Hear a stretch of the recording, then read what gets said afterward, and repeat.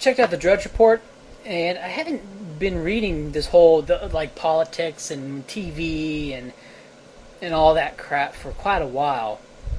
It's probably good for me. It's probably a good thing not to listen to any of that crap for a long period of time. Because I can imagine getting pretty depressed reading that for a long period of time. And I just today I perused around the Drudge Report, and I must say that hanging around, the Freedom Aid Radio and Mises Institute and the YouTube anarchists, that you get spoiled. You get really spoiled. You get really shielded from a lot of just crap that's out there. And so I see people who come in and watch my videos and like, well, I don't agree with you, but what you say is just so refreshing. Now I see what they're talking about. Because this shit is what's out there. I mean, this shit is what people are actually saying. So they come to my channel, or they come to like Luke's channel, they come to the channel of various other anarchists, and even if they can't overcome the deeply and deep-rooted fantasy of the state, well, I just can't understand how roads, something that crosses across various counties, can be done without some central planning agency, the state, even if it's been hammered into their heads so much that, that a lot of them will be interested in what the anarchists have to say, just because the anarchists, or anti-statists, just because the anti-statists are just so smart. I, don't want to be, jack myself off right in front of you guys, but yeah, because here's what's out there. Like here's like a story from AP. 2 Obama officials: no guarantee taxes won't go up. 2 Obama administration officials can't guarantee middle-class Americans won't see tax hike. Washington, AP. President Barack Obama's Treasury Secretary said Sunday he can't rule out higher taxes to help tame an exploding budget deficit. Okay, and who's causing the exploding budget deficit? Mr. 24 trillion. And his chief economic advisor would not dismiss raising them on middle-class Americans as part of a health care overhaul that he's trying to ram down people's throat. I mean, this is fucking like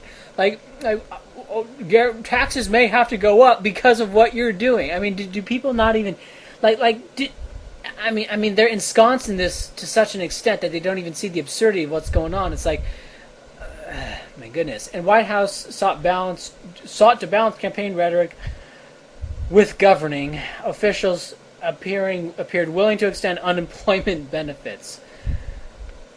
Like willing to extend unemployment benefits? Of course you are. Because what are unemployment benefits? Well, right now it's basically inflation tax on everyone else. The price of everyone else's goods go up, so these other people can live without having to work. And I understand that them not being able to work is largely a result of various state interferences in economic life.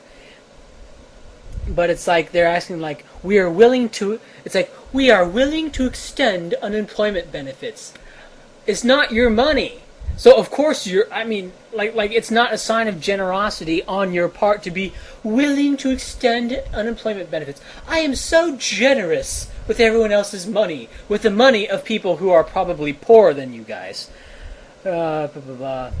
With former federal chairman Alan Greenspan saying he is pretty sure we've already seen the bottom of the recession. Obama aides sought to defend the economic stimulus and calm a jittery public. Oh, he's calming a jittery public. I mean, this is ridiculous.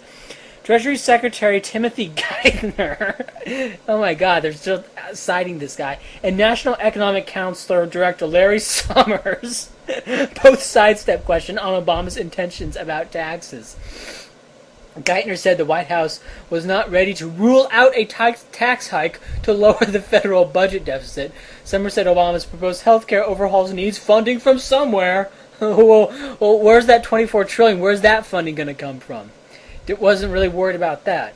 There's a lot that can happen over time, Summers said, adding that the administration Oh, adding that the administration believes, quote, it is never a good idea to absolutely rule things out, no matter what. Oh my goodness.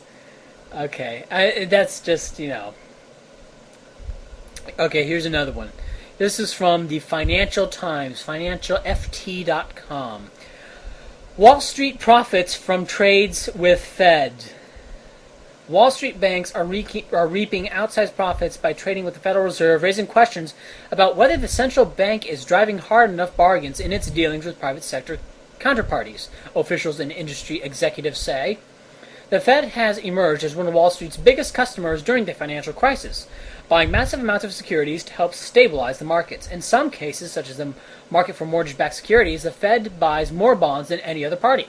However, the Fed is not a typical market player. In the interest of transparency, it often announces its intention to buy particular securities in advance. A former Fed official said this strategy enables banks to sell these securities to the Fed at an inflated price. Right.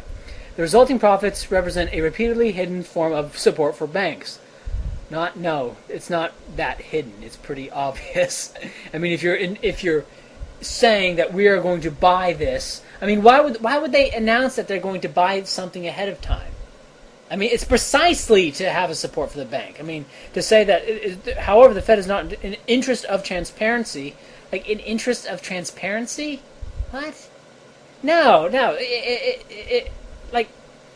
What do you mean transparency? If they're going to buy something, then they can just buy it the moment they say it. But they announce ahead of time to give these banks, time to get their houses in order and sell these things for an inflated price.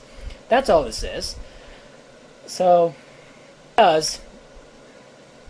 And so what's happening is that the Fed, when the Fed, prints off a bunch of money and buys securities at an inflated price, that's increasing the money supply, all right? And it's decreasing the value of each and every one of my dollars and each and every one of your dollars.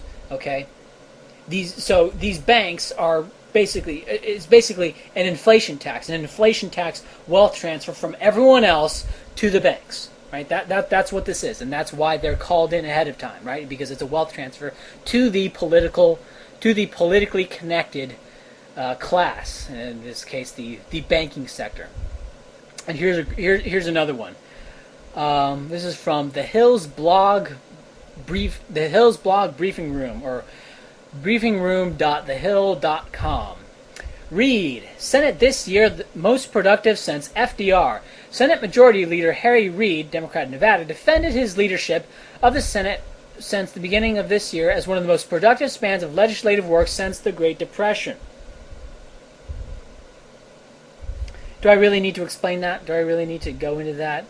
Like, yes, we passed a lot of bills.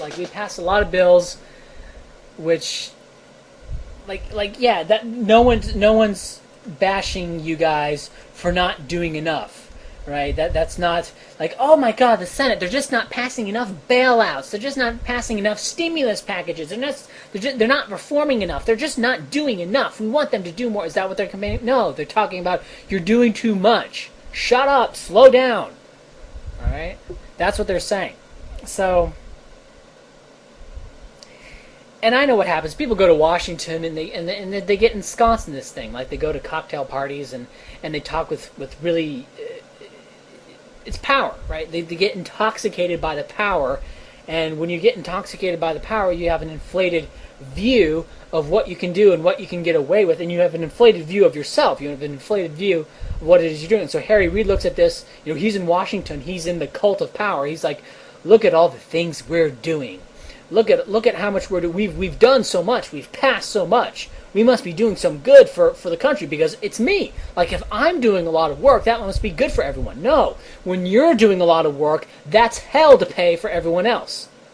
The world will be better off if you all died at once and there was no Senate and there was nothing passed and there was nothing being done. That would be good, right? And so what the senators need to understand is they don't provide value. They don't provide public goods. They provide public bads.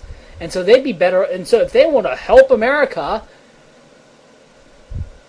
get out of session and find a way to get everyone else out of session, that's how you would help people. would say, like, we've passed more crap than the Great Depression, and that means we're doing a good job. We've passed all these bailouts, and 24 trillion outlays have been slated, and that's us doing a good job. That's a good job. Like, the more, basically saying, the more the state does, a better job we're doing. That's really how Harry Reid apparently sees it. It's insane. It's insane, it's the insanity of what happens when you go to Washington. So that's just what's out there, and it's a clown show. It's a nightmare circus, right? It would be funny if these guys didn't have so much power. And the reason they have so much power is because people believe they have power. People, the reason people part, the reason they're able to get so far is because people part in front of them. It's a mystique. It's an idea. It's an idea that these senators have power, right? So that's just what's out there. That's just the insanity. That's just the nightmare circus. And I mean, are people seeing this? Are people seeing how hollow this whole thing is?